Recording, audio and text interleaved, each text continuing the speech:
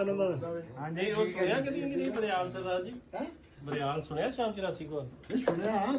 ਹੈਗੇ ਆ ਇਦਾਂ ਦੀ ਗੱਲ ਨਹੀਂ ਹਾਂ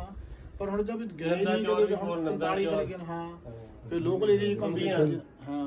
ਇਹ ਵੱਡੇ ਵੱਡੇ ਕਸਬੇ ਸੀ ਕੋਲ ਨਾ ਹਾਂ ਨੰਦਾ ਚੌਰ ਹਾਂ ਹਾਂ ਤੇ ਸਹਿਜੋਵਾਲ ਵੀ ਕੋਲ ਹੀ ਸੀ। ਵੀਰਾ ਜੀ ਉਹਨਾਂ ਬਜ਼ੁਰਗਾਂ ਨੂੰ ਪੁੱਛੋ ਜਿਹੜੇ ਆਪਣੇ ਬਾਬੇ ਆਏ ਸੀ ਨਾ ਇਦਾਂ ਹੀ ਉਹ ਕੀ ਕਹਿੰਦੇ ਗਏ ਆਪਾਂ ਤਾਂ ਫਾਲੋ ਵੀ ਨਹੀਂ ਕਰ ਸਕੇ ਆਪਾਂ ਤਾਂ ਇਨਫੋਰਮੇਸ਼ਨ ਵੀ ਲੈ ਹੋਈ ਆਪਣੀ ਮੂਰਲੀ ਪੀੜ੍ਹੀ ਤੇ ਮੈਂ ਆਪਣੇ ਪਿੰਡ ਮੈਂ ਤਾਂ ਬੜੀਆਂ ਲਈਆਂ ਹਾਂ ਵਧੀਆ ਬੜੀਆਂ ਲਈਆਂ ਮੈਨੂੰ ਤਾਂ ਅਜੇ ਤੱਕ ਬੜਾ ਸ਼ੌਕ ਆ। ਸਾਡਾ ਤਾਇਆ ਸੀ ਬਿਮਾਰ ਸੀ ਹਾਂ ਪਠਾਣਾ ਸਾਹਿਬ ਹਾਂ ਤੇ ਉਹ ਜਦੋਂ ਮੈਂ ਇੰਡੀਆ ਦੀਆਂ ਗੱਲਾਂ ਕਰਨੀਆਂ ਨਾ ਹੁਸ਼ਿਆਰਪੁਰ ਦੀਆਂ ਇਦਾਂ ਹੀ ਕਿਸੇ ਹੋਰ ਬਾਬੇ ਕੋਲ ਪੁੱਛ ਕੇ ਉਹਨਾਂ ਨੇ ਉੱਠ ਕੇ ਬਹਿ ਜਾਣਾ। ਹਾਂ ਇੰਨੀ એનર્ਜੀ ਆ ਜਾਣੀ। ਹਾਂ ਮੈਂ ਕਹਿੰਦਾ ਤਾਇਆ ਜੀ ਤੁਹਾਨੂੰ ਭੇਜਣਾ ਦਿਖਾ ਲੈਣਾ ਆਪਣਾ ਦੇਸ਼ ਹਾਂ ਰੋਣ ਲੱਗ ਪੈਣਾ। ਪਰ ਇਦਾਂ ਆਪਾਂ ਲੋਕ ਖੁਸ਼ਹਾਲ ਸੀ ਆਪਾਂ ਸਿਰਫ ਆਪਣੇ ਪੰਜਾਬੀਆਂ ਦੀ ਗੱਲ ਕਰੀਏ ਨਾ ਆਪਣੇ ਜਦੋਂ ਵੀ ਆਪਾਂ ਨੂੰ ਅੱਲਾ